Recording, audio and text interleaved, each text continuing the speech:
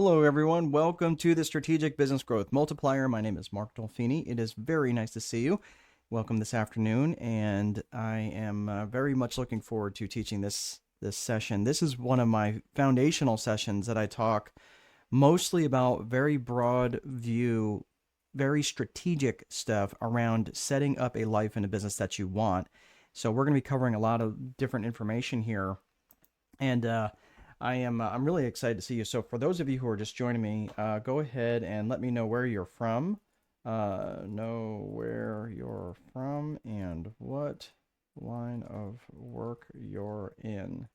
Okay, so we've got a lot of people joining us from, got quite a few from LinkedIn, and got people from YouTube. Hello. Got some people signed up from Eventbrite. Hello to you. It's good to see you. Let me know if you've seen me before.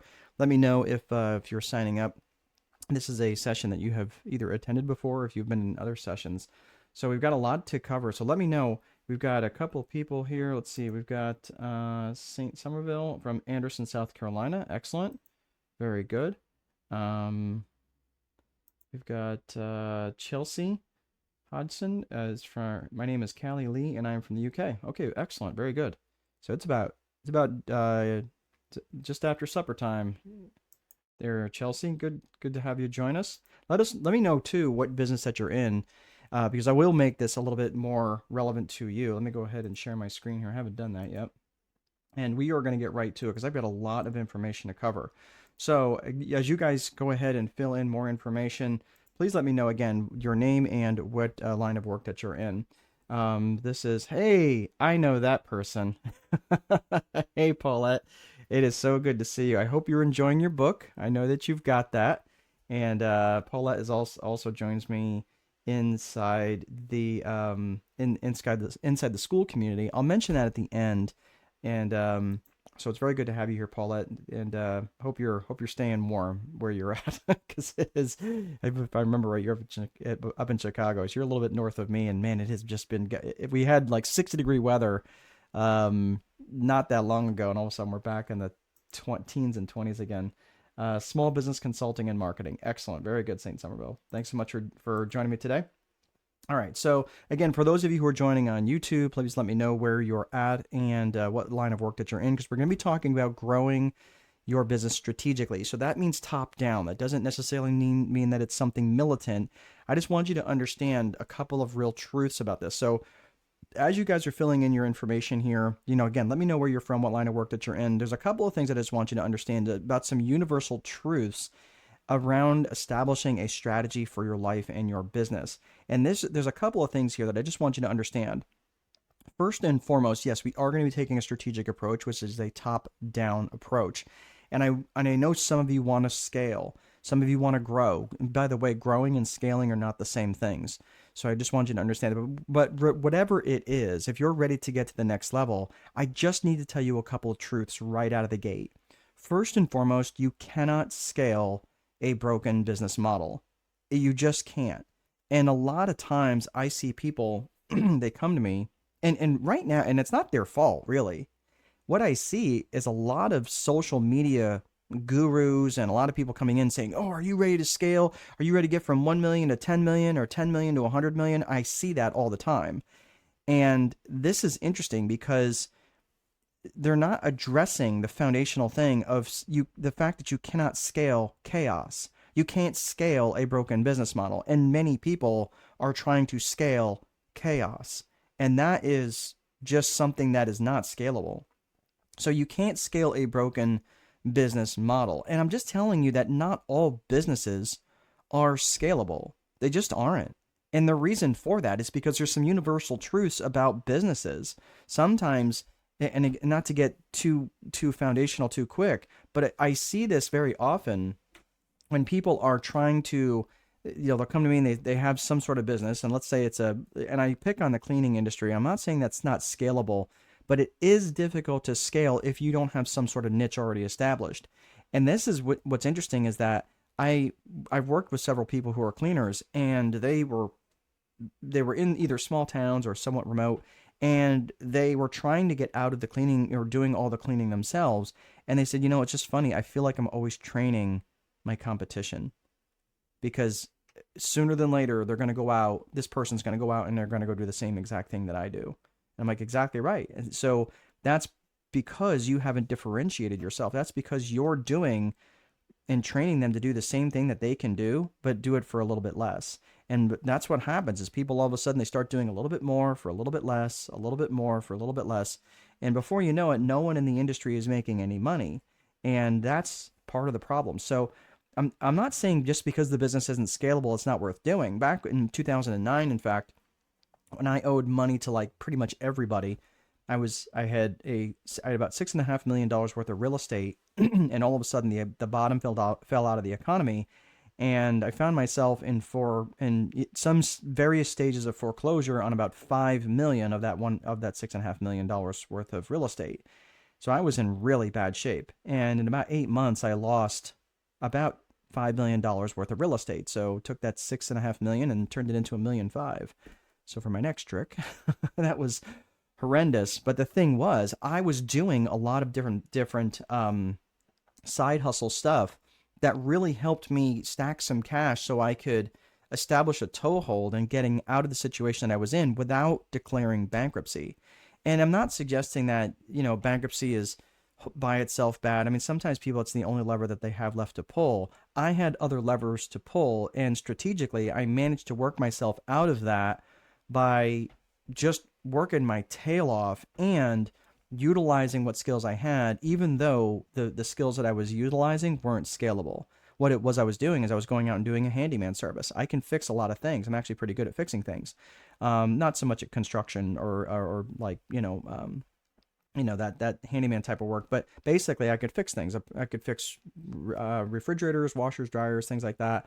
But I could also do some basic, electrical, basic plumbing, things like that. So it was just very basic type stuff. It's just very easy stuff that I could swap out a faucet or something like that, or a toilet valve. So these are the sorts of things that I could do, right? Well, I did that for a period of about a year, and I was making anywhere from $1,000 to $1,500 a day. But I was working my tail off. I was working sometimes 14 to 16 hours a day, every day, 7 days a week. So that is not sustainable. And I really couldn't train anybody else to do what I was doing, because if I trained them, then I'm just training my competition. I'm basically training them to create the same business. And once you get your book of business, these same people would call you back all the time. So I'm just saying, just because that model, it really helped me stack a lot of cash, but I could only do that model for about a year before I really started getting burned out. So I just want to let you know, like, that was a really good lifeboat for me to get me off this sinking ship so I could get to shore.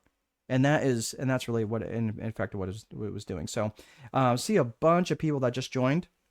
Please let me know again where you're at, and you just go ahead and type this in the chat. Let me know where you're at and what line of business that you're in, or even if you're just in here with an idea for a business, you can type that as well, because we're going to be talking about this in terms of strategic business growth multiplier. So we are going to be taking a strategic approach to managing your life and your business. So I'm not going to get super granular on specific things, because I don't know your specific situation, nor do I know your skill set, right? Because there's several dozen people on this call, and I can't tell, I won't be able to know all the different nuances of what, you might be great at lead gen, and someone else might be great at sales, and someone else might be great at the finance side of things. There's all sorts of different aspects that you might be great at. So this is where you're going to leverage the things that you're great at, and then find replacements for the things that you're not great at, and then eventually find replacements for the things you're great at. So you can just kind of step back and monitor, and that's how you grow and you scale. So this is a difference right now. The strategic approach to managing your life and your business is the difference between a strategist and a tactician. A tactician is good at very specific, narrow things. A strategist will group together those best tacticians, right? Think of yourself as a battlefield general, where you're just kind of standing back. You might be up in front and mixing it up with the enemy, right? As many good battlefield generals will be.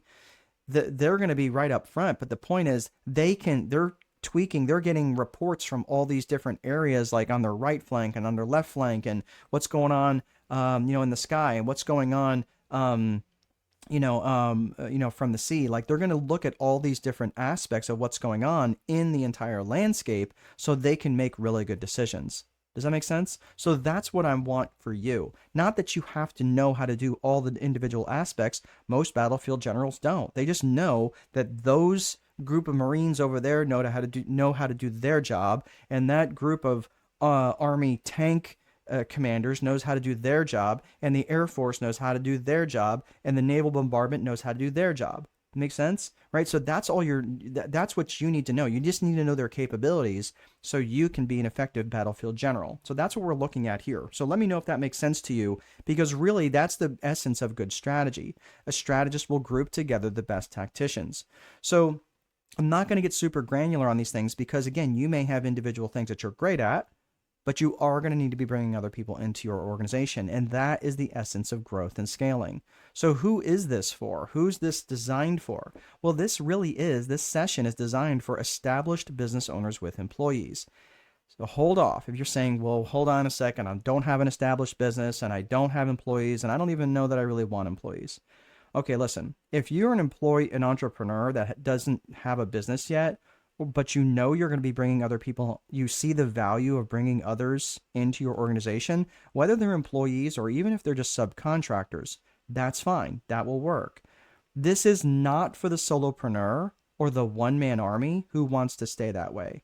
Where are my one-man armies at, right? Again, I was a one-man army for a long period of time. I was that guy. I did not want to bring other people into my organization, even subcontractors I really didn't want to bring into the organization because I felt like I couldn't control the quality. The problem is, and again, no disrespect if that is you, but if you're looking to grow or even perhaps scale your organization, in order to do that, you're going to have to bring others into your organization. And I fought this idea for years, by the way, and I became very bottlenecked when I tried to do everything myself.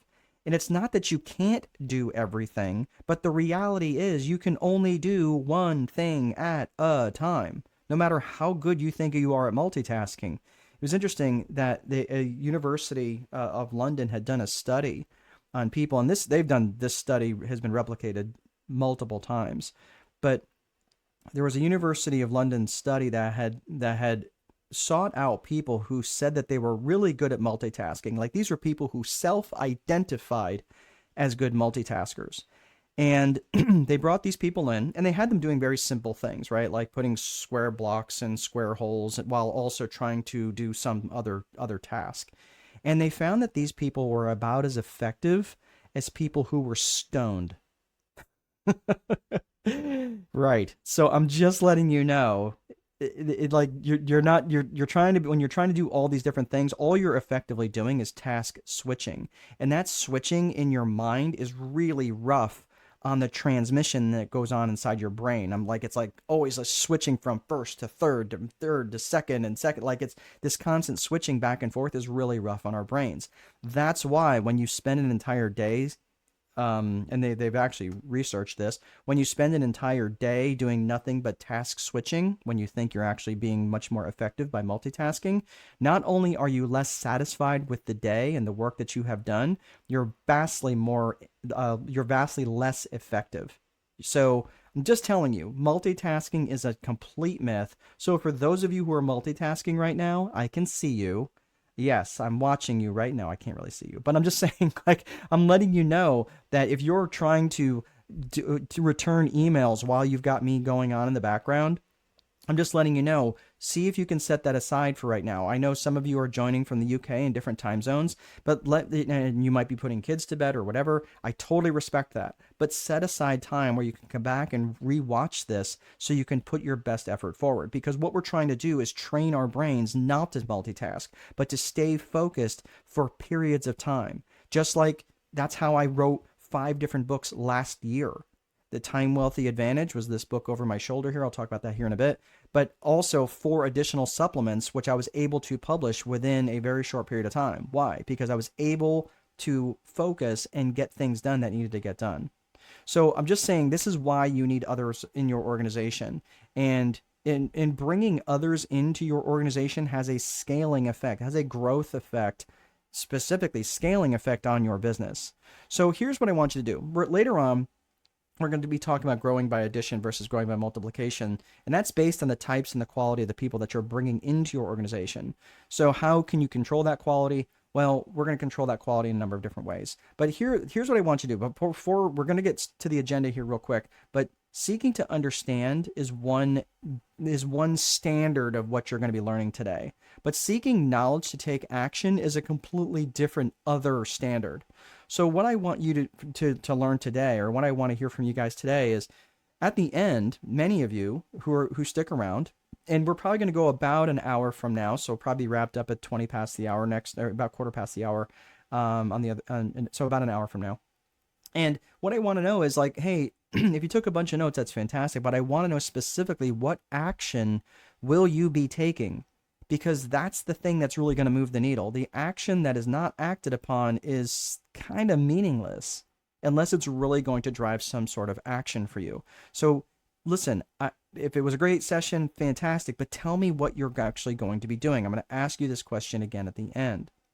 All right, let's get to the agenda. So the agenda first is we're going to talk about the systems, and then we are actually going to talk about the psychology. This is the S&P methodology that I'm going to be talking about, systems and psychology. Both approaches are necessary. Then we're going to be talking about the 4 core functions of business. We're going to be talking about scaling and having controlled growth into your business. And then, of course, we're going to be talking about different resources. So when you're looking at this business approach that I mentioned, like I said, it's this S&P approach, S&P, which is systems and psychology. So first and foremost, what we're going to look at is the systems component.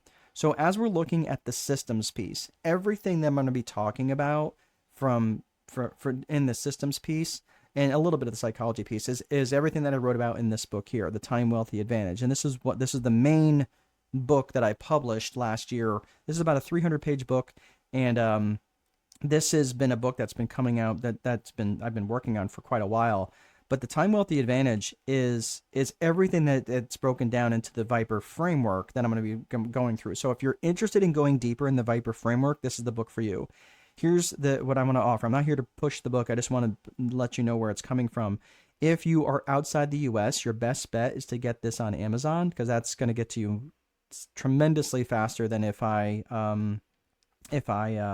tried to send it to you internationally and dealt with all the different rates and all that. So your best bet is to order from Amazon. However, if you're inside the United States, so you're saying, Paulette, my video is stuck. Paulette, if you can hear me, go out and come back in.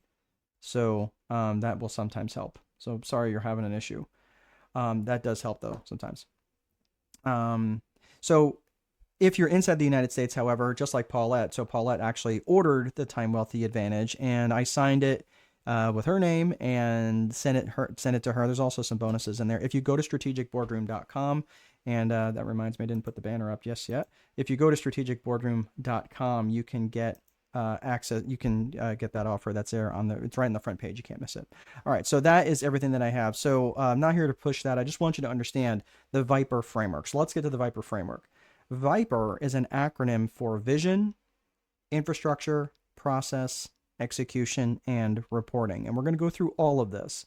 And we're not going to spend a lot of time in this just because there's so much to unpack, but we are going to hit the high points. And again, we're looking at this from a strategic perspective. So again, in order to speed up, we have to slow down a little bit and be strategic. And you're going to take this time to actually work on these different elements within your business strategy. So let's get to vision first and foremost. Vision is made up of 2 components, personal vision and business vision. So the personal vision, first and foremost, is really what you want your life to look like. So again, you might be asking this primary question, where do you want to go? Paulette, where do you want to go? Saint, where do you want to go? Chelsea, I'm sorry, you go by a different, Chelsea is Callie Lee. So Chelsea's saying that she's currently building a brand as an entrepreneur. I love that, right? So Chelsea, what would your life look like if it wasn't defined by income generation? What if your life description, what if your job description wasn't a life description? So what you do for money has nothing to do with who you are. Right? If people ask me, generally, what do you do? Well, that depends. If generally I'm in a business context, I'm going to let them know that I'm a strategist. If people are asking me at church, I'm like, well, I'm a father of a 3-year-old. I'm also a father of a 20-year-old and a 17-year-old. My bride and I, we have a 20-year-old, a 17-year-old. Those are our boys, and we have our little girl who's 3. And it's just phenomenal. It's just so much fun. But this is where your what you do for money doesn't have anything to do with who you are. So I want you to think about that in terms of what that would look like in terms of your personal vision. And your business vision is going to ask you a different question. Okay, cool. If that's where you want to go, this is how we're going to get there. That's what the business vision defines. And it's interesting that I have sat in seminars and in masterminds and in all sorts of different events with people who I knew personally, and they were making legit 6 and sometimes 7 figures a month, like net. Like that's what they were taking home. And their life was a complete train wreck. Like what was going on at home was a complete mess. And you know what they were more worried about? They were worried about making more money. They were worried about making an extra comma in their bank account. And that's what they were focused on. So I'm just saying, like, look, I'm not suggesting that business vision is irrelevant. It just can't come first, because the danger in creating a business vision before ever creating a personal vision is that you end up creating a life that exists to serve the business. And I'm just telling you that sucks. Like, I'm not, like I said, we're gonna talk a little bit about personal vision here, and then the rest of the time we're gonna be talking about business vision. But just hear me for just this one second. I hear this a lot from younger folks, and I'll tell you what, when I was in my 20s, you could not have told me this. I would not have listened to this at all. And I spent the better part, more than a decade, chasing the wrong thing. And I'll tell you what, I wasted a lot of time and a lot of life, a lot of really good quality years of my life chasing this thing when realistically I could have been having the best of both worlds. So when I hear this, yeah, let me make, $100,000 a month, or let me make, $1 million in a year, and then I'll worry about this better life thing. And well, that's the same thing that these guys who were sitting next to me making 6 and 7 figures, and they never did do that. So just saying. So let's talk about personal vision real quick, and then we'll get to the business vision. So personal vision, one of the things that I like to suggest is to consider your 100th birthday speech. So you're turning 100, you're turning 100 years old, and this is what I want you to think about. Who would you want to be in the room if you were turning 100 years old and you had this 100th birthday speech? What would you say to them? So you got these people, these loved ones, you're turning 100 years old, they put you in front of this little stage, and you got all these people in your life that you want there. What would you say to them? What would you want others to say to you when you were done speaking after you step down? They say, oh my gosh, Nana or Grandpa or whatever they call you, right? What would you want them to say to you? And what would be the message that you would want the others to carry outside the room when you were done speaking? Now, some of you might be thinking, man, 100 years old? Like, come on, man. Like, I'm in my 20s. Like, I can't think about that. Like, that's way too far off. Okay, fair enough. How about, and that's something called, by the way, that's something in the psychological realm that's called future self discontinuity, which basically means that you are disconnected from your future self, which is not uncommon, by the way. But let's think about this from the perspective of, okay, well, how about, let's say 100 is too far off. Okay, I respect that. How about your next milestone, like this next major milestone in your life? Let's say you're getting ready to turn 30. Let's say you're going to turn 40, or let's say that your kids are getting ready to graduate high school in a few years, right? Maybe that would be a time for you to come up with this message or something along those lines. What would you want your life to look like at that milestone? All right, does that make sense? So I want you to think about that in terms of your personal vision. All right, so we're going to put the fries in the bag on personal vision. We're not going to talk about that for the rest of the time here, but we are going to talk about business vision. And when you're thinking about business vision, this is absolutely critical. This is what helps define the DNA of your company. And these 3 C's are core purpose, core values, and client avatar. Core purpose, core values, client avatar. And I'm telling you, whenever I get hired as a strategist or as a fractional CSO, which is a chief strategic officer, and I'm working with the C-suite of individuals within this organization, these 3 areas right here there is almost always massive glaring holes in them, and that is why they're struggling. They're struggling to get good customers, who pay and don't complain all the time. You don't have massive amounts of turnover in your staff. You don't have money problems. You don't have all sorts of problems with people who, like, even branding problems, even lead generation problems, sales problems. There's all sorts of problems that exist when these three areas are not defined and they're not in alignment. So let's get to them right now. Let's look at core purpose. Core purpose is specifically what business are you in and what problems do you specifically solve. And the key word there is specific. You need to be highly specific in your answers. What business are you specifically in and what problems do you specifically solve? I can't tell you how many times I have gotten into conversations with these serial entrepreneurs, and they wear these serial entrepreneurs like a badge of honor. Trust me, I get it. I was one of those guys. I am not that anymore. I'm a reformed serial entrepreneur. That doesn't mean that I don't have multiple businesses, but I'm not trying to run all these businesses at the same time. I get a business up and running. I get it operating on its own, and then I monitor, and then I go to the next one. That, to me, is a serial entrepreneur. That's a serial business owner. But people who've got like 7 or 8 different things going on, all they have are 7 or 8 different jobs. And when they're not working that job, that means they're not making any money. That's a very big difference and a very different standard than having 7 businesses that are running. Does that make sense? So what you're not trying to do is create 7 different jobs. You're trying to create 7 different businesses that, whether you're sleeping, whether you show up, whether you're sick, whether you're on vacation, whatever, if you're laying in bed or laying on a beach or sitting at a desk, you're making money. That's the difference. So what I'm saying is, when I talked about around core purpose, when I talk to lots of different people who say, well, I've got this, I've got insurance, and I'm doing real estate. Okay. That's tricky, because think about this. Especially if people are going to come to you, are they going to really know what business that you're in and what problems do you specifically solve? And they'd say, well, that, yeah, people know that I'm in insurance and they know I'm in real estate. Okay. How's that working out for you? Because I'm telling you, there's a lot of people who really focus on one specific area. Like, I have a guy, his name is Rob, and he is absolutely crushing it in the insurance space. He does have real estate holdings, but that's where he stores his wealth.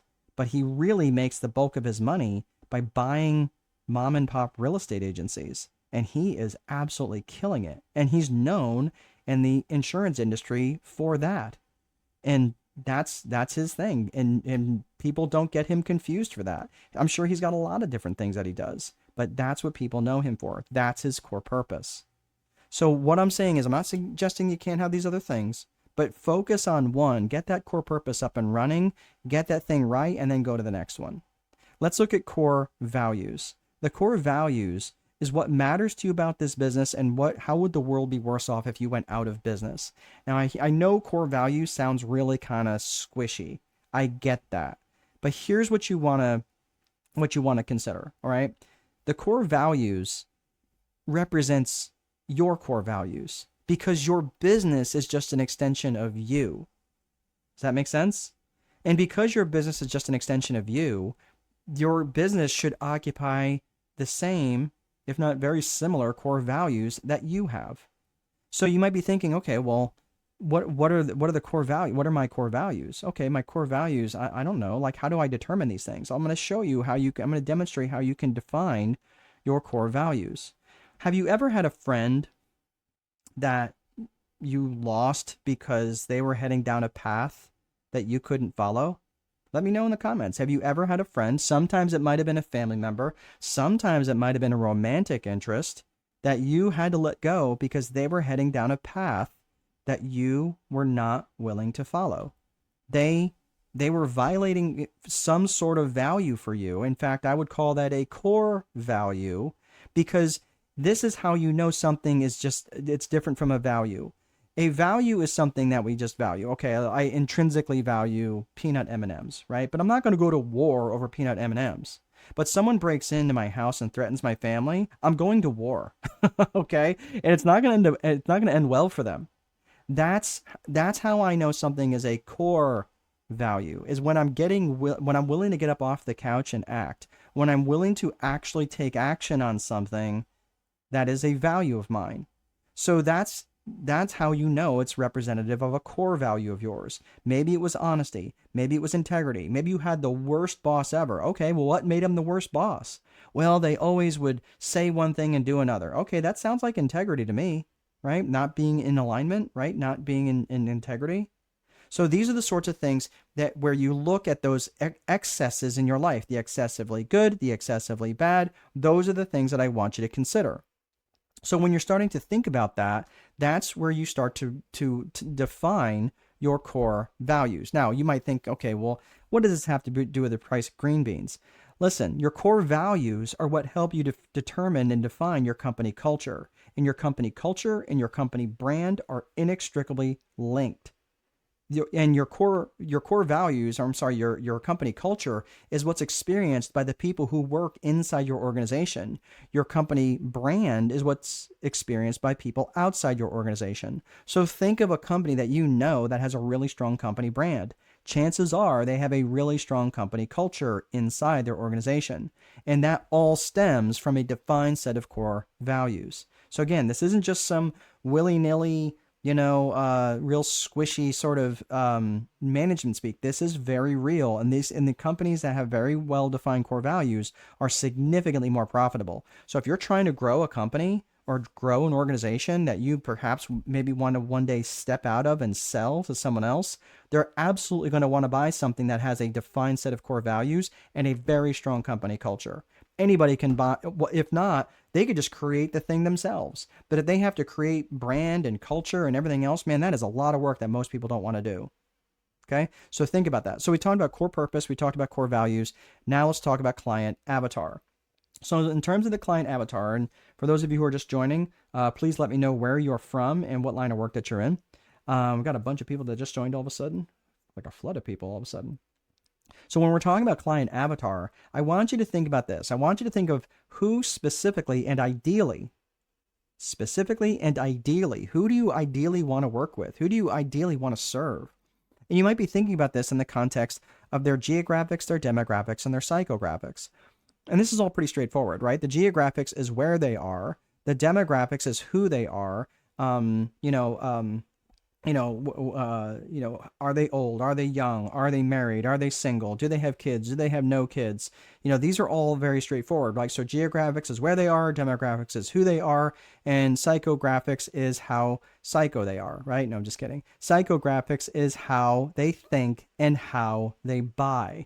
So how they think and how they buy. So when you're thinking about how they think and how they buy, you want to think of the phrase ALIA, A-L-I-A. And that is their attitudes, their lifestyles, their interests, and their aspirations and goals. So let's unpack this really quickly.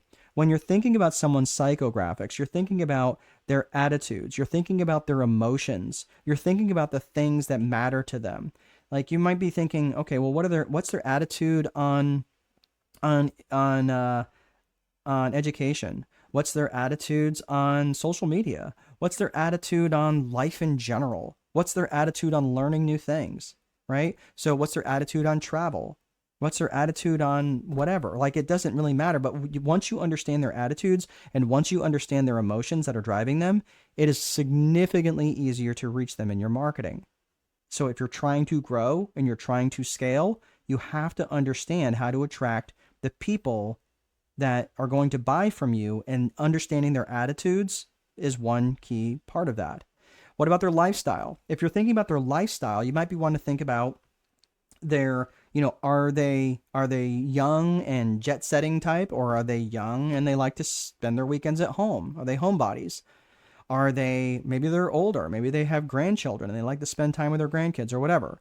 But what's their lifestyle like? What are their interests? Do they like to read? Do they like to go to art galleries? Do they like to watch NASCAR? Do they like to watch Formula One? Do they like to watch American football or European football? Either way, what are their interests? Because again, if you understand their lifestyles, if you understand their interests, again, you'll be much easier to reach them in your marketing. What are their aspirations and goals? And if this one could be, I put a little star by it, this is a really big one. Because when you understand what people's goals are, when you understand what people aspire to be, that is a really powerful thing. And again, you can reach them in your marketing, especially if your product or service helps them aspire to be something more than what they are right now. Does this make sense? You have to spend the time doing this. And I know right now, the core purpose, core values, and client avatar, I will tell you, there's a lot of people who learn this stuff and they do nothing with it. They do nothing with it. And guess what? Nothing changes. Nothing changes. Okay. And this is the reason why people stay stuck, right? And because people, they have a much higher tolerance for suffering than they do for change.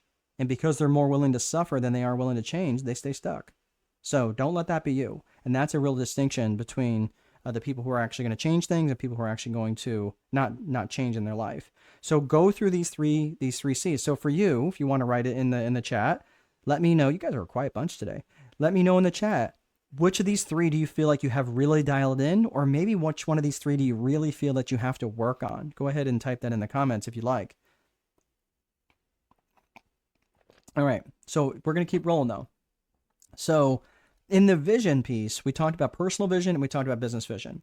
Now let's get to the other piece, the other component of the Viper framework, which is infrastructure. Infrastructure is the bones of the business, right? It's the gears and all the stuff that works behind the scenes in this big giant grandfather clock that we have. This is the bones of the business. You want to think of things like your desks and your chairs, your computers, your phones, your software, like your websites. It might be it might be your payment processor, whatever. But this is all of the infrastructure and bones of the business that is absolutely critical to the optimal running of your business. It is absolutely key. You cannot skimp on infrastructure. And if you don't plan for infrastructure, it's going to come back and bite you. So you might be thinking, well, Mark, if infrastructure is so important, why does vision come first? I'm glad you asked. So let's say Saint, thank you. Oh, Saint says purpose. So core purpose, is that the thing that you're clear about, or is that the thing you know need to work on? Let me know that. Let me know in the comments. Thanks for responding. So let's say Saint Somerville decides that he wants to go for 2 months out of the year and lay on the beach in Spain. Okay, great, right? Rubbing cocoa butter on his belly. Okay, that's fine.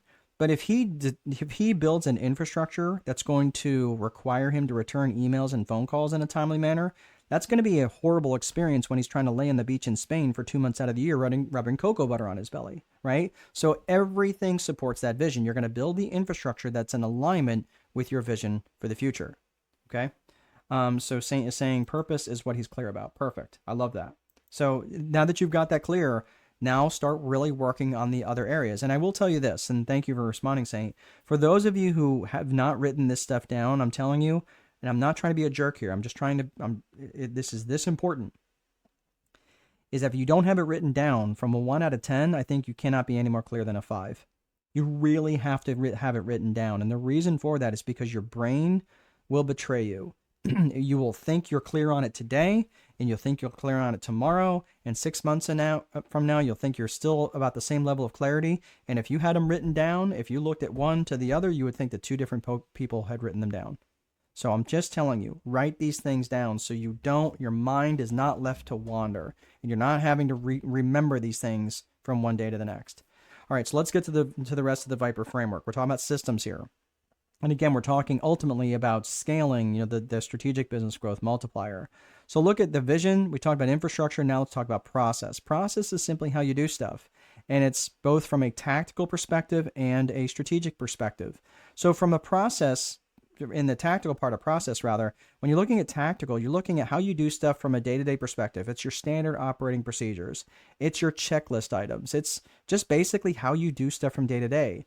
It's like your opening procedures, your closing procedures, how you prepare bank deposits, and even how you answer the phone. Make sense? So if I was to draw a box around infrastructure and the tactical part of process, that's the system. That's your business system. And you might be thinking, okay, great. So now I built this business system. I have infrastructure and I have tactical process and how to do stuff every single day. Who cares about that? Well, this is why the strategic part of process is so important, because I want you to think of that system as a ship. You just built this ship or this battleship and you have it moored in the harbor, right, against the dock. Well, you don't want to just leave it there, right? A ship is meant to go out to sea. Otherwise, it's just going to get battered by whatever economic winds happen to blow across the bay. So you want to take that ship out of the bay and go make some trouble, right? That's what you want to do with your system. So you have to be strategic with it. You have to make plans, and that's what strategic planning comes into play when you're looking at process. So when you're talking about strategic planning, you're looking at people, you're looking at purpose, and you're looking at promotion. People, purpose, and promotion. The people are the people that you need in the organization, right? So that might be, you might need new suppliers, you might need new vendors, but you also may be looking for different customers. Maybe you're looking to segment your customers a little bit and you're seeking a little bit a different segment of your avatar. Where have you heard avatar before? That's right. Your people, especially when you're attracting clients, that has to be in alignment with your client avatar, the client avatar that we defined in the 3 C's of business vision. And by the way, they should probably also be in alignment with your core values, because again, you don't want to work with people who are not aligned with your core values any more than you don't want to attract employees that don't align with your core values. That's why core values are so important to address and define. So when you're talking about purpose, now you're talking about the strategic purpose. Are you looking to go out and gain market share? Are you trying to vertically integrate into an existing market? Or are you trying to go into a completely new market? What's the purpose of your strategic plan? Which, by the way, should also be in alignment with what? It should also be in alignment with your core purpose. That's what we talked about earlier, right? So if you don't have a strategic purpose that's in alignment with a core purpose, that would be like Starbucks selling chainsaws. It doesn't make any sense. But you're like, well, Starbucks, like, yeah, but you can make money doing it. Okay. Hi, welcome to Shiny Object Syndrome 101. And that's what happens is a lot of people, they see opportunities, but it's nothing more than distractions. So this is where you're looking at a strategic purpose, which also has to be in line with your core purpose. So now let's look at promotion. Promotion is just, think of promotion as just communicating, but doing it a lot. So again, promotion can also be, it can be marketing and outward advertising where you're attracting and you're promoting this strategic plan. Or it could be saying a lot of the same things to your employees, where again, you have to say these things a lot to promote this strategic plan and let people know, nope, this is the route we're going on. This is the route we're going on. We're not going to wander. We're staying true to this strategic plan. Does this make sense? So again, I see this all the time with small business owners, especially entrepreneurs, who they have the idea of the week, or again, the idea of the day. Every time they get out of the shower, they've got a new idea, right? Again, I get it. I'm not here to indict you. I understand how that is, but I'm just letting you know that you can't go to your staff with a new idea every single week, because they're like, okay, are we doing this idea, or are we doing the idea that we talked, like the 37 ideas you had last week? And that will drive your people bananas. So again, and that will drive good people away. So you have to, this is why, again, the promotional piece, it has to be in alignment with the purpose, the people, and of course, the 3 C's of business vision. So that is process. So we talked about tactical process and we talked about strategic process. Now let's look at execution. Execution this is one of my favorite quotes from General George S. Patton. A good plan violently executed now is better than the perfect plan executed next week. And the reason I bring this up is because most plans fall apart in their execution. Most people just do not execute well. And part of the reason for that is because they have way too many priorities in their life. Again, for those of you business owners out there that have like the list of 71 items on their to-do list that they're going to get done today, right? I know who you are. Okay. Again, I understand what that's like, because I was that guy. But having too many priorities has the same impact as having none. And that's why I come up with something called a daily 5. The daily 5 are up to 5 highly specific actions that you can take, which are going to move the needle towards your vision or your strategic plan. Either or. Now I'm talking 5 highly specific actions. I'm saying, okay, good. So now we're going to plan all this stuff out. This is what we're going to do. But so I'm going to check email, Really? Check email is highly specific. That's going to be the needle mover for you? Okay, probably not. But if you say I'm going to get on the call and make 15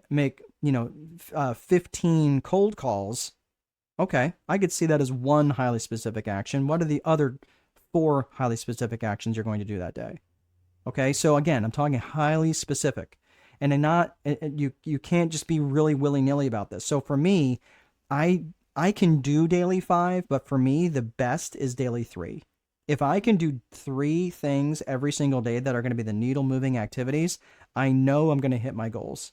So that's what I'm saying. 5 is kind of max for me, but no more than 5. Because again, this is where you start to get too many priorities. Again, having too many priorities has the same impact as having none. That doesn't mean that's the only thing on your to-do list, by the way. All right. So let's get to execution. So we talked vision, infrastructure, process, execution, and now we're looking at reporting. So the reporting function is just made up of 2 key points. It's your lead metrics and your lag metrics. Your lead metrics are just based on your actions and your activities that you performed, based on your daily 5. Make sense? So if you have your daily 5 actions and activities, these are pretty easy for you to measure. Those are your actions and activities, your daily 5 actions and activities. Very simple to measure. Then you look at your lag metric, which are just simply the results. So if you're going to make 15 cold calls as part of your lead metrics, great. The lag metric would be the result of that. How many sales did you get? Do you have any direct control over your lag metrics? No, you don't have any direct control. You have indirect control, but short of, pulling out a gun, you cannot make people do things. So this is what I'm saying. The lag metric, you really don't have any. I don't have any choice of how many people signed up for this, or how many people showed up for this. I don't have any direct control. I do have indirect control. I need to make sure that my content is good. I need to make sure it's moving quickly enough, but not so superficial that people aren't getting real value. I don't have any real control over how many people stay. Make sense? But I do have control of my actions and activities. So that's why I'm saying you have to measure both. Don't just measure the results, because you don't have direct control over the results, but you do. But the lead metrics, the actions and activities, give those results context. All right, so that's the Viper framework, and that is the system. That is the systems part of the business. So now let's look at the psychology. So when you're looking at psychology, systems are important. Systems are massively important, but systems are only going to get you so far. That's why you have to look at it from the perspective and recognize that systems, they offer stability, they offer consistency, they offer accountability. That's what systems are great at. What systems are not great at is making subjective decisions. They're not great at adapting to rapid market changes or coming up with creative solutions or even maintaining or establishing human connections. Human connections is the key here. Yes, I know AI can make a lot of things seem very real, but at the end of the day, like I see Paulette Marshall on here. Paulette, she and I have conversed. We've talked. She's purchased my book. We've communicated back and forth a little bit. That's kind of hard to replicate if my AI was doing it and I had no knowledge of that. That's how she knows for sure. How would I know that she lived? I'm pretty sure I know she lives north of me. I think she lives in Chicago. But my point is, I know she lives north of where I'm at here in Lafayette, Indiana. So I just remember sending it north. And that was the thing that's important. If you have AI as the surrogate, you're going to be missing things, important things.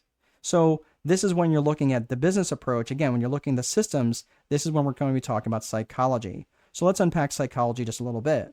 When you're looking at psychology, there's 2 main components to psychology. There is both the personal and individual psychology and also the business and organizational psychology. So when you're Detroit, that's it. I knew you were north of me. Yeah, because we talked about the cold weather. Very good. Thank you, Paulette. Yeah, that reminds me now. Okay, so when you're looking at the personal psychology, you're looking at things like self-worth, you're looking at things like self-management, limiting beliefs, emotional intelligence, things like that in the individual and personal psychology. And not to gloss over this, because a lot of people, and this is something that I work with folks who are in my school community. I'm going to be starting this particular training up, is working on that individual psychology. Because when you bring with you in your organization your own personal head trash, your own personal bad relationship with money, or your own bad relationship with time, or where you have an affinity for starting things and not finishing things, that's individual psychology that you're bringing to the organization. And that's no bueno. That's not going to work.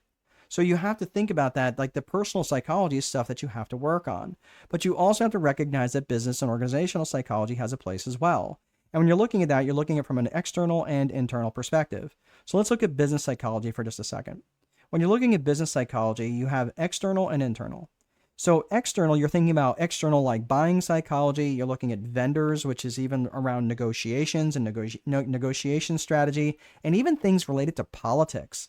I'm not talking office politics. I'm talking like politics, like the political spectrum out there, right? Far right, far left, whack jobs, everything from the extremes all the way to the middle. So you have to recognize that politics does have a place for you to actually address in your business. And I'm not suggesting that you have to take a political stand. I'm just saying that there's psychology involved in the external component in the external environment for business psychology. But let's talk about internal psychology around management, but specifically what I want to focus on is leadership. Now, I'm currently in a PhD program for industrial and organizational psychology. And it's interesting to me how many different leadership models, I guess, is probably the best way to say it. How many different leadership models there are, and leadership theories, and just so many different things around leadership. And it's interesting to me that when I look at leadership, there are three main pillars that must exist. Even though I've looked through all these different models and everything else, these three pillars must exist. They are trust, vision, and communication. Trust, vision, and communication. Let me unpack these just a little bit. If let's say for argument's sake that people let's say that you have people's trust, okay, and let's say that you have a vision that is something that they bought into, like a shared vision. People trust you highly. They really they trust that you're going to do what you say and say what you do and all the things, right? They trust everything about you.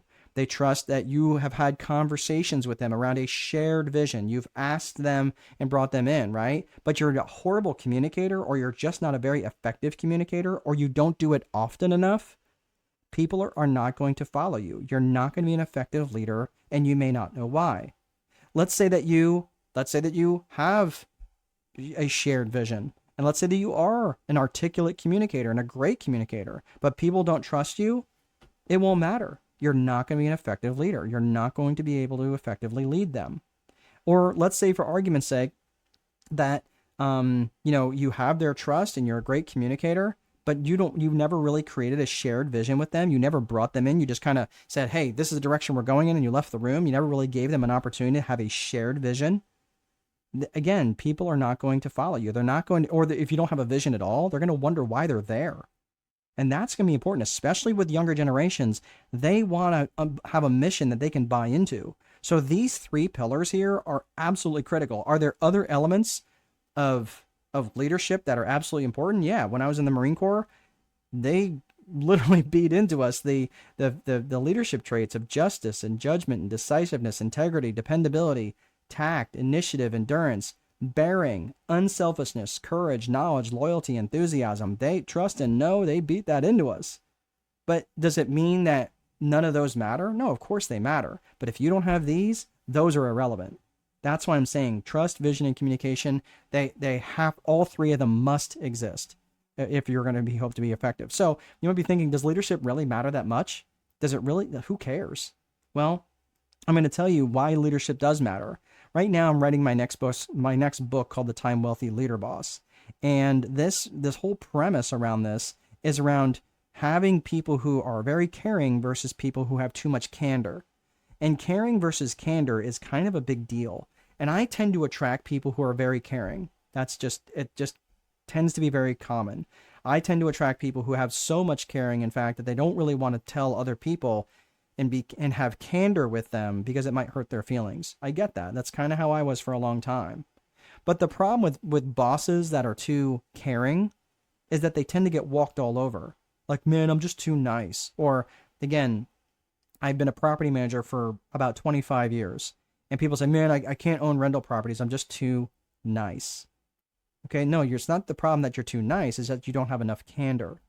So that's why I say you have to have an equal part of caring and candor. If you have too much candor, where you just tell people the way it is and you don't really seem to care, and people are like, man, I don't care about that person at all. They don't care about me. Why should I care about them? Is that they will do absolutely the bare minimum and not one thing more. Do not ask them to work late. Do not ask them to work extra hours. They will not. They will not give you any discretionary effort. So what I'm saying is the caring and candor must be an equal match. They have to be balanced, and I would say equally balanced. And caring and candor, where you tell people, hey, look, I'm going to tell you something that might be hurtful for you to hear, is that when you bring these things up, that you have to be honest with them, and you have to be able to tell them these things. And this all relates to something called a level 5 leader. So when you're looking at a level 5 leader, this is something that was defined by John Maxwell. It was also defined by Jim Collins. Jim Collins wrote multiple books. He wrote Good to Great. He wrote Great by Choice, Built to Last. Very, very good books. Very well researched books, by the way. And John Maxwell has written like, I don't even know, like 150 books or something crazy. Like, he's written a lot of books, but he's written a lot of books around level 5 leaders. And level 5 leaders, they defined them a little differently. But the main thing that they looked at when they defined these level 5 leaders these were leaders that put their organizations first. They put their people first. And when I say their people, they put their customers and their workers and everyone first in the organization. They did not put themselves first in the organization. And these companies that were driven by level 5 leaders were significantly more profitable when they were being tracked. They grew much faster. They had a much stronger company culture. And guess what? Oh my gosh, like a bad penny keeps showing back up, right? They had a defined set of core values. So again, all of these things are based in research. I'm not just making this stuff up. So let's see. Michelle. Hi, Mark. Sorry, I lost reception 10 minutes ago. Can't get it back. Oh, gosh darn it. I don't know why that keeps happening. If someone could just put a message in and just tell it to try to log out and log back in, that tends to work. And I don't know why that would be happening. Someone else had an issue with that earlier. So I'll just put that in there. Try logging out and back in, please. There we go. All right. So the one thing is, this chart here that I'm putting up on the session right now, if you look at these 4 companies, some of these companies you might have recognized: Amgen, Intel, Microsoft, and Southwest. This I excerpted from the book. This came out of Great by Choice by Jim Collins and Morton Hansen. And these companies were tracked over a period of 30 years. And if you look at the returns, keep in mind these are not percentages. These are multiples. This means if you put $1,000 down, you didn't make a 24% return. You earned a 24 times return. So based on the overall market in Amgen or Intel, look at Microsoft and Southwest, 63 times the market. So this is what I'm saying and these were companies that were all driven by really good leaders, by level 5 leaders. And the 100 best places to work list frequently represents the companies with the highest stock returns. So look, leadership makes a huge difference. And the reason for that is because growth requires change, and leadership is what manages that change. And I hear this a lot, like, how do I get my people to care as much as I do? Or I feel like I should be much further along in my business. I'm just telling you, the speed of the leader is the speed of the team. So you might need to look at your own leadership, especially if you're thinking, how do I get these people to care as much as I do? Or how do I get them to move, to move faster? Again, you have to look at your own speed. You have to look at how fast you're going, and you have to look at your own ability to lead. So this is your business approach from a systems approach and psychology approach. Okay. So again, we're going to leave this behind. Don't let this be the only time that you actually talk and think about your own leadership. And I'm telling you, leadership makes a huge difference. So the next component of this is going to be the 4 core functions of business. And this has to be true in every single business. So the 4 core functions of business are lead generation, sales, operations, and accounting. And your customer's journey through your business happens in that order. Lead generation, they experience the marketing, they experience some form of networking, they experience some direct response ad or outbound lead or an inbound lead or something. They've somehow you got on each other's radar. Now sales comes into play, where sales is where they're having and connecting with one another, right? You're solving problems. You're not holding their heads underwater until they say yes. That's not selling. That's being a bully. The operations is where you fulfill, right? You do the fulfillment piece. You build the website. You build the deck. You build the roof. You build the house. You deliver whatever it is. You do the massage, whatever. That's the operations and fulfillment function. And the last component of that is the accounting and finance function, which is collecting the money and tracking the bills and making sure that you're profitable and tracking all of the important and relevant metrics. So that is the 4 core functions. The next piece is the actual setting to scale and actually controlling your growth. And growth that's not going to metastasize into something that you don't want. So when you're looking at the 4 core functions of business, the lead generation piece is where you're targeting your client avatar. Again, we talked about your client avatar way back, but you can't target something you don't know, something you haven't defined. So define your target avatar so you can target them. Then with your avatar defined, you know who exactly you want to target. You know exactly who you want to work with. And then it is much easier for you to direct your marketing towards. And these are the people that bring you the most amount of money with the least amount of drama. And I don't know about you, like I'm 53. I do not want drama in my life as much as I can escape that. So here's what I want you to do. I'm going to put this up. You'd say that does work. Okay, yes. Yeah, Paulette was having that same issue, Michelle. So hopefully you're back. So when you're looking at this, I'm going to put up 15 reasons why people buy. And this does, let me go ahead and take myself down. 1, so I can get a drink of water. And 2, so you can take a screenshot of this.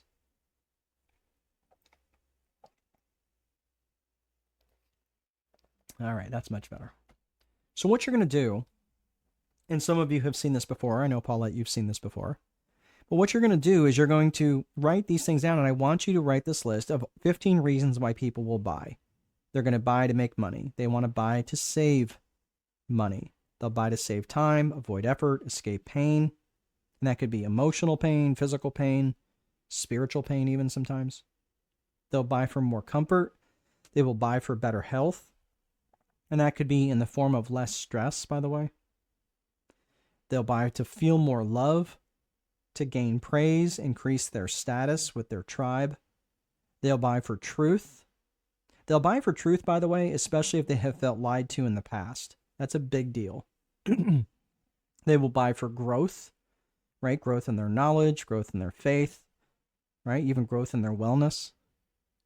They'll buy for novelty just because something is new. They'll buy for more control or perceived control or more certainty, right? They'll also buy to be in contribution to others. So here's your homework. And this can only be done if you have a well-defined core purpose, core values, and client avatar, by the way. Because once those are defined, what you're going to do is I want you to get out, you can do 15 pieces of paper or, use double sides. It doesn't really matter. But the point is this. I want you to write make money across the top of that one piece of paper. And I want you to think of all the ways, directly and indirectly, how you and your product or service help them make money, directly or indirectly.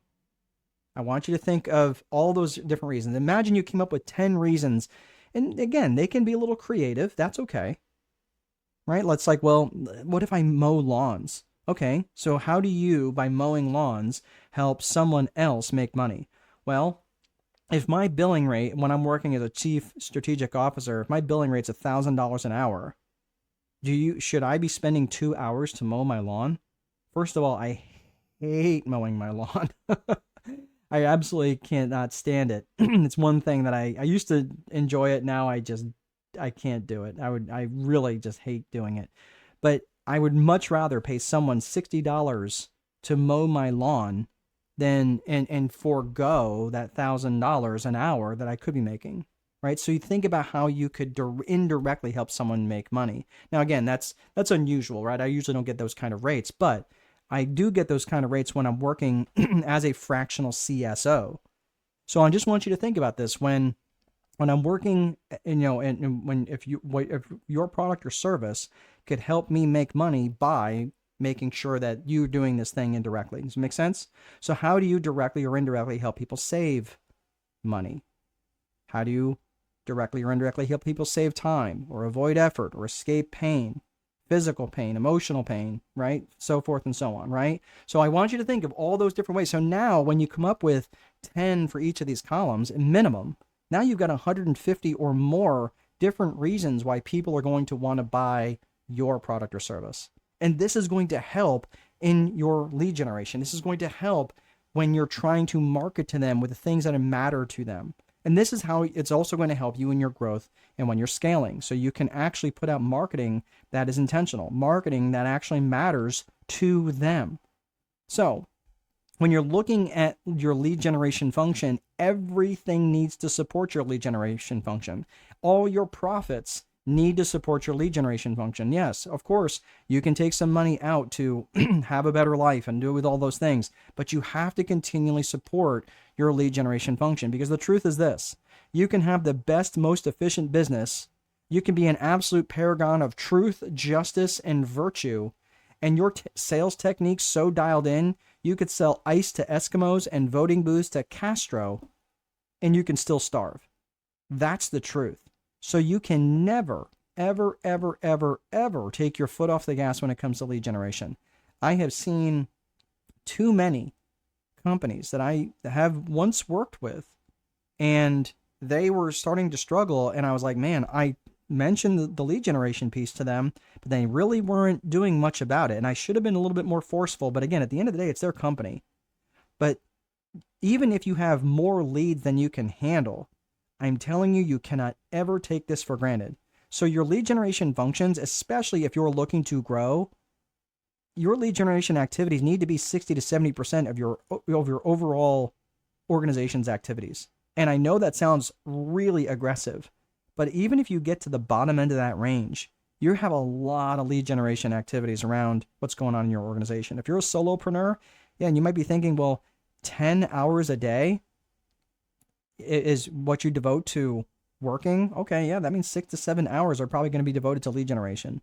And those are direct lead generation activities. So again, going back to the execution piece, your daily 5, really those daily 5 activities should occupy 60 to 70% of your entire day. So Michelle, you're back. Paulette says, yeah, that does work. You're logging in and out. Okay, good. Michelle, it's good to have you back. So, yeah, sorry. I don't know what goes on. Sometimes there's a glitch, and I don't know if it's in StreamYard. I don't know where it is. So I do apologize. I don't have any control over that, unfortunately. All right. So anything that you did miss, obviously you can watch on YouTube, or again, you will be getting the replay sent in your inbox. And you said I am. Very good. It's good to have you back. Michelle, remind me where you're at. I remember remember seeing you. I just don't remember exactly where you're from and the line of work you're in. I remember your name. You have a very unique name. All right. So the lead generation, then the next component after lead generation is the sales component. And that just continues the conversation that started by the lead generation piece, right? And we talked about this. Effective selling is not about holding people's heads underwater until they say yes. It's about finding effective solutions. It's about having conversation. In fact, I was having a great conversation with someone who works in a med spa right now, and they are having their techs during down periods contact their clients, especially if they haven't been in their spa for the last 60 to 90 days. So they just call them. They're like, well, what are we going to say? I feel icky about selling to them. Look, do you have an opening in your calendar? They're like, well, yeah.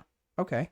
Call them and tell them, hey, this is Mark. I didn't know if you'd be interested in this, but we have several openings in our calendar for our microdermabrasion. It's priced at $127. And since you're using that, you see what I'm saying? This is what I'm talking about. It's just conversational. Would that be something you might be interested in? No, I don't think so. Okay, all good. I just wanted to see if that was something you might be interested in. If not, all right, well, have a great rest of your day. That's it. Would this be something you might be interested in, right? You're offering an opportunity, finding solutions, right? Or they're like, well, tell me more about the microdermabrasion. Well, really what it is, it's like tilling the soil, right? You're tilling the soil, you're taking off all those bad exfoliant, and I don't know much about this stuff, so I'm just kind of making it up. But it's like taking off that outer layer and really opening up your pores so it really allows nutrients to be put in. And this is what we do. We actually offer this hydrating mask. It really reduces wrinkles. It really allows that to really be absorbed because we've stripped away all that bad stuff. Now we can really allow those nutrients to be absorbed in your skin. Really reduces wrinkles, fine lines. It really makes it really tightens your skin, really makes your skin so much healthier. It gives you like that nice glow. Wow, I love that. Thanks so much for letting me know. Yeah. So the whole thing, it's 127 for this plus 29 for that, blah, blah, blah, or whatever. Right. Now they have offered a solution to someone and they go, you know what? I'm not really sure if I'd be interested. Okay, all good. Well, have a great rest of your day. Right? Like there's really, you don't have to make it weird. You don't have to like, so you're ready to buy? Like, hey, get out your credit card. Like, you don't have to be weird about that. You're just letting them know that you have an opening in your calendar and would they be interested in taking it? That's all it is. So when you're looking at the next component of this, you have the lead generation function, the sales function, the operational function. Generally, if you're going to get stuck, this is where you're going to get stuck. You're going to get stuck in the operational function. You're going to be stuck building websites. You're going to be stuck putting on roofs, building decks, whatever, right? So this is where people tend to get stuck. If you're going to ignore something, it's generally the accounting function. And it generally goes something like this. Well, I have more money in my bank account this month than last month. I must be doing okay. So I have a degree in accounting, by the way. And I have said those words. So I just want you to know, no judgment here, but I'm just telling you, this is why, again, when I have the host the class, the financial literacy for business owners, I have a whole course behind that. But when people look at this, they're like, oh my gosh, yeah, I really need to understand it. But many people have a fear around accounting. But look, you don't need to fear it. You just need to recognize that it's a different skill set than what you might have. And so let me ask you, are all these areas, are they the same skill set? No, obviously they're not the same skill set. That's why the solopreneur really struggles. But when you are bringing people into your organization, when you are growing your organization, they are going to be all in alignment with your core values. Oh my gosh, it keeps coming back up again, right? That's right. But your core values, the truth is this. When you're bringing people into your organization, you can interview better, you can hire better, you can coach and counsel them better. Termination is easier. Because you're just like, I mean, have you ever fired a bad customer? Look, you're just not in alignment with our core values, and that's okay. You're a better customer for someone else. I would much rather you be a satisfied customer of someone else's than an unsatisfied customer of mine. And I have said those words because it's true. It's not just a pithy thing to say. I would rather you be a satisfied customer of someone else's than an unsatisfied customer of mine, because our core values just don't align, and that's okay. You can just let that person go. So that's what I'm saying. It sets the tone when you have your core values defined. It sets the tone for meetings. It defines the company culture. And like I said, the company DNA. And it unbelievably raises your personal commitment when you have these things defined. So again, remember, you're not the only person in your organization that's making decisions. You're not the only person who's a role model for others. And just keep in mind that if you don't define your company core values, they will be defined. They're just going to be defined by the strongest personality that's in the room. So you better hope it's always you. Okay? So I'm just letting you know, like, again, if that's not you, who is it? And who happens to be the one that's defining it when you're not around? So all of this goes to the crux of growing by addition versus growing by multiplication. You can grow by addition by just hiring just anybody. But if you want to grow by addition, if you want to grow by multiplication, hire others that share your core values. Hire others that have leadership potential or are already leaders in some way. That's how you're growing by leadership by multiplication, because when you're bringing in other leaders, now you're bringing in other people who already have an established tribe that they can bring with them. These are problem solvers. These are people who already know they already got a guy or got a gal for lots of different things. So again, if you want to grow and you want to grow fast, that's the best way to do it. Bring in other people who align with your core values and especially have leadership capabilities. So again, if you want to grow, you got to have the right systems in place. You got to have great leadership. There's just no getting around that. Your lead generation actions have to be 60 to 70% of your daily actions, and you have to hire and develop and train great leaders. All right. So the last section here, if you guys have questions, go ahead and type in your questions. I'll answer them here at the end. So that's right, Michelle, you are in Ireland and have a legal firm. That's right, you're opening a legal firm. Very good. Now I remember. All right. I have a good memory, but unfortunately, um, we haven't really met, but like Paulette, I remembered I incorrectly put her in Chicago, but she was actually in Detroit, and she was so kind. She didn't say anything. She didn't correct me until I asked. But anyway, if you guys do have questions, go ahead and type in your questions. I'll answer them here at the end. But in the very beginning, I asked you if you were seeking knowledge to understand versus seeking knowledge to take action. And I want to ask you right now, like, what are the things? Like, this is where we're gonna part, and you're gonna like, oh my gosh, this is good. I took a lot of notes. Okay, fine, that's great. I love hearing that, but I want to know what you're going to take action on. Like, what is the thing that you're going to do? What's the thing you really feel like you need to work on? Because there's so much. I know there's a lot of areas in here that I touched, but realistically, most people are going to have to do some work probably around their 3 C's of business vision, their core purpose, core values, and client avatar. Some people are probably going to have to work on their personal vision. Some people may need to work on their strategy or their tactical SOPs, like the day-to-day operational things, because they don't have those defined at all. But whatever it is, maybe they have to work on their personal or individual psychology, or maybe they have to do a little bit of work on their organizational psychology. But whatever it is, this is the sort of things where you're starting to recognize you have control over a lot of these things.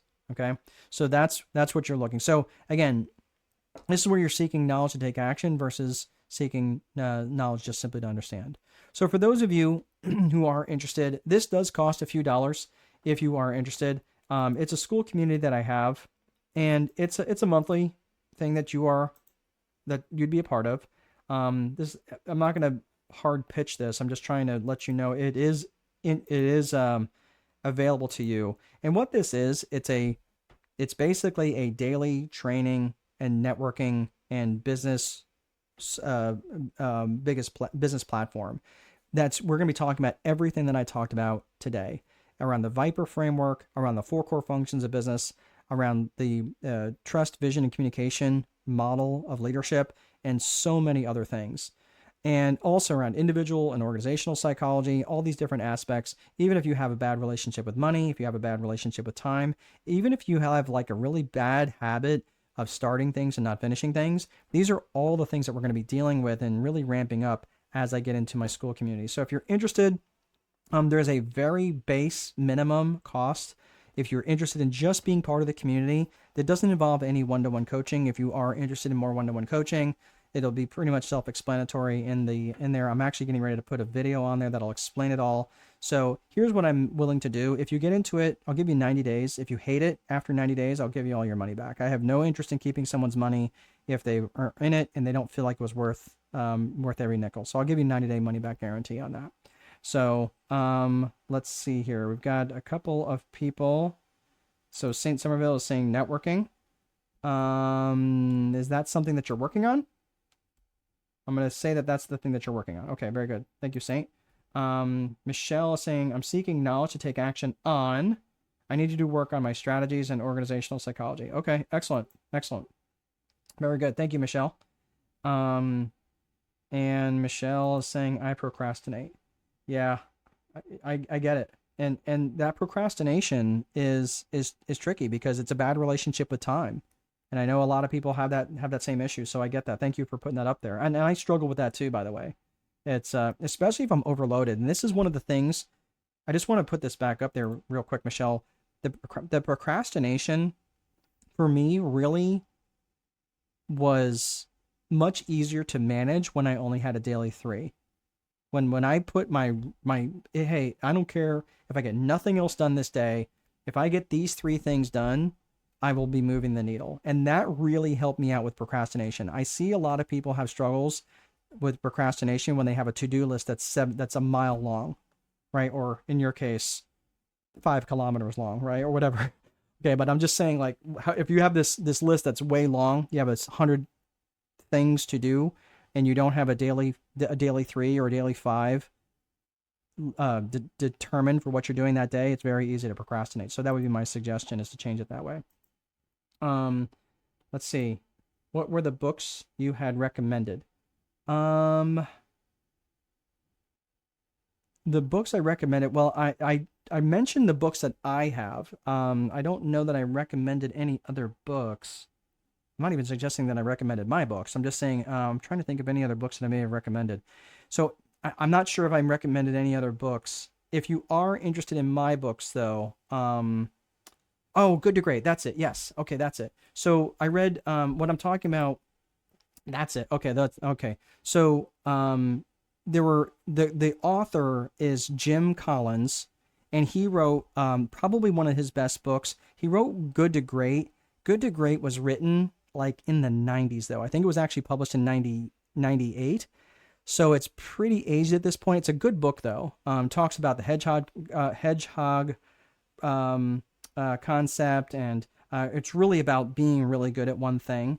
It's kind of like, reminds you of core purpose. Talked about, having the right people in the right seats on the bus. Really, really good foundational book. And he really did it based on a lot of research. It was interesting because one of the companies that's in there was Circuit City, and Circuit City was doing really, really well up to that point, and it was not long later that it actually went out of business. But really, really good book. So Jim Collins, he wrote Good to Great, Great by Choice. So he has, this is Good to Great, and Great by Choice. These are the two books here, and he also wrote Built to Last, and that's in the other room in my other library. So, but those are probably the two books that I would read right out of the gate. Good to Great, and then Great by Choice. Those are by Jim Collins, and Jim Collins also had a co-author of Morton Hansen for Great by Choice. Those were two really good books. The others were John Maxwell, and John Maxwell has written a gazillion books. His books start to get very repetitive, so I really kind of feel like, you can pick any one and kind of start in the middle.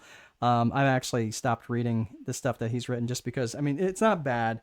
There was one that was Leadership. Probably the best one he wrote was Developing the Leader Within. Developing the Leader Within You, and I think he has a 2.0 version of that. That was really good. I really liked that one. I thought that was quite good. This is, he also wrote How Successful People. This is a tiny book. This just kind of talks about the level 5 leaders, how successful people lead. This is a really good one. So those are probably where I would say, John Maxwell. This one's the older version of that same book, Developing the Leader Within You. There's a 2.0 version of this. Do not read this one. Read the 2.0 version. The How Successful People Lead is also his other book. So those are the books I would recommend. Okay. Hopefully I answered your question. All right, let's go back. That was a brilliant, okay, hold on a second. That was brilliant advice. You're advising I cut my to-do list down to 3. Not your to-do list, Michelle. Your to-do list is your to-do list, right? You're always going to have to check email. You're always going to have to check voicemail. You're always going to have to do things, right? But I'm talking about your daily 3 actions. Again, I've talked about it daily 5. When you get the replay, it's something I talked about in execution. Execution is where again, you have to define these things, specifically what you're going to do, that are the needle moving activities, the needle movers. You checking voicemail is probably just more of a maintenance thing. You checking voicemail, checking email, checking the mail, right? Or the post, right? However you phrase it, that's probably not that big of a deal for you. But you like reaching out to other attorneys, you going to a networking event, and you publishing a post on a blog are probably the 3 things that you can do every day that are needle moving activities that are going to get your name out there. Does that make sense? So what we're looking at are needle moving activities. We're not looking for just random crap. This thing I'm doing right now, this webinar, is a needle moving activity for me. This is part of my daily 3. Make sense? So I'm not suggesting it replaces your to-do list. It augments your to-do list on things that that are most important. So Saint is saying that was a really good read. Okay. I'm not sure which that was, but okay, I'll agree. Let's see. Sergeant, is it possible to get the PowerPoint, please? I'll just give you the replay. That's probably going to be the best thing for you to do, is just get the replay. The replay is going to be available. It's going to be emailed to you, and it's also going to be on YouTube. So you can take whatever notes. But And I'm not trying to be a jerk. Just these files are starting to get really, really large because I have lots of media embedded in them, and it would be really, really difficult. And right now, my email's being really fussy. It's saying that I'm sending out a lot of spam. I email a lot of people. I don't know what to tell you, so I don't know. So yeah, sorry, Sergeant, but you can see all the slides. You'll get the replay, and you can get it there. So let's see, we got that. Jim Collins' book, Good to Great and Great by Choice and Built to Last. Yes, very good, Michelle. Oh, you're all over it. Thank you. John Maxwell books. B 2.0 is another Jim Collins book. I did not know that. I haven't read everything that he's had, but I've read a lot of his stuff. Developing the Leader Within You, John Maxwell. Yeah, I think that's the one that's got a 2.0 version. That one's really good. Paulette. Mark, awesome offer the school program. For me, procrastination and failure to actually take consistent action. Yeah, Paulette's actually in the school program now. So it's great to have you there. Procrastination and failure to take consistent action. Yeah, so for that's what I would suggest too. Procrastination is a big thing, and I think it's because when you're overloaded with so many different choices, pick 3. Just pick 3 things and move on in that direction. Because I see that I mean, that's how I was able to get my book published and finally completed in May of last year, because I had it done and I was just working on it every single day. And I was like, nope, I'm trying to get 1 chapter a week done. And I did. And I got the chapters all done. I pretty much had it done by the middle part of April, and I was able to get it published in the early part of May. So I see. Yes, my daily 3 actions. Needless to say, movers, not maintenance things like checking email. Exactly right. That's exactly right, Michelle. Needle moving activities. I get it. Reaching out to attorneys. Yep, that's exactly it. Reaching out to attorneys or people who need what it is you're doing. Whatever. I don't know what type of law that you're practicing. I'm assuming it's like the United States where you have specialties. So, do you call yourself barristers there? I'm feeling like that's a thing in the UK. So I apologize if I'm getting that wrong. So Paulette is saying that suggestions of 3 sounds doable. It really is, and it's how I've gotten. Last year I read 42 books, I published 5, and I started a PhD program, and still spent a tremendous amount of time with my family. So these are the things that I have. Yes, solicitors and barristers. I thought so. Never heard of solicitors. Interesting. Learn a new word today. All right. Okay. Well, everybody, thanks so much. I think that you guys have been a lot of fun. Appreciate you guys showing up. Michelle, good to see you. Paulette, everyone else who was part of this session today. You are more than welcome, Michelle. Thank you for showing up.